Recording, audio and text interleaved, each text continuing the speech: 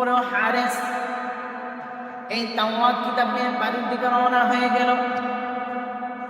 বাড়ির দিকে যাওয়ার পর ওই হারেস ঘরের মধ্যে বন্দী হয়ে গেল। ঘরের মধ্যে ঢুকে দরজা জানালা বন্ধ করে ওই হারেস তাওরাত কিতাব থেকে নবীজি রাহমাতুল লিল আলামিন নবীজির নাম দেখে দেখে কাটা শুরু করে দিল। যখন একটি নাম কাটলো, কাটার সঙ্গে সঙ্গে আল্লাহ তাআলার হুকুমে ওই হারেসকে পুলিশে পরিণত হয়ে গেল। সুবহানাল্লাহ। ওই হারেস আল্লাহ তাআলার হুকুমে পুলিশে পরিণত হয়ে গেল। নবীর নামের সাথে বেয়াদবি করলো। এবার ওই হারেসের স্ত্রী বিবি দরজার সামনে দিয়ে যাইতেছে।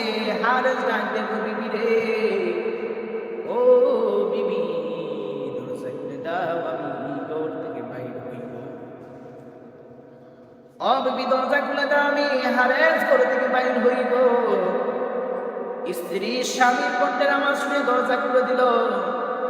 দরজা খোলার সঙ্গে সঙ্গে দেখা যায় অত বড় বড় বিশাল করে একটি গুলশান।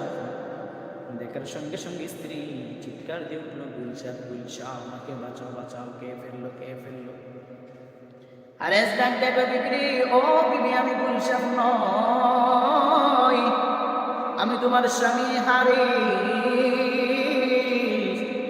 আমি তাওরাত কিতাবের মধ্যে মুহাম্মদ নবীর নাম কাটার কারণে আল্লাহ তাআলা আমাকে গুলশান বানিয়ে দিয়েছেন। বিবিরে, যাও যাও যাও, আমাকে মূসা নবীর কাছে নিয়ে যাও। আমি মূসা নবীর দরবারে গিয়ে আল্লাহ রাব্বুল আলামিনের কাছে ক্ষমা চাইতে চাই, যাতে আল্লাহ রাব্বুল আলামিন মূসা নবীকে কেন্দ্র করে আমাকে পুনরায় মানুষ বানিয়ে দেন। হারেস উভয়ে মূসা নবীর কাছে গেল। মূসা নবীর কাছে যাওয়ার পর মূসা নবীকে বলল, ইয়া মূসা, হে মূসা নবী, পয়গম্বর মূসা, মুসলমান ভাইয়ের আমার। ওই হারেস এবং তার স্ত্রী নবীর কাছে যাওয়ার পর বলল, মূসা, ও মূসা রে, তুমি আল্লাহর কাছে দোয়া করো। আমি ওই নবীর সাথে বেয়াদবি করেছি। নবীর নামের সাথে বেয়াদবি করার কারণে আমাকে আল্লাহ তাআলা গুলশান বানিয়ে দিয়েছেন। আল্লাহ তাআলা যেন আমাকে আবার মানুষ বানিয়ে দেন, আমাকে ক্ষমা করে।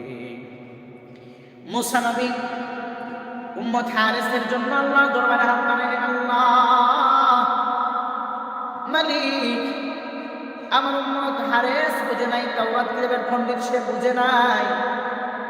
আল্লাহ তোমার হাবিবের নাম সে কেটে ফেলেছে। আল্লাহ তুমি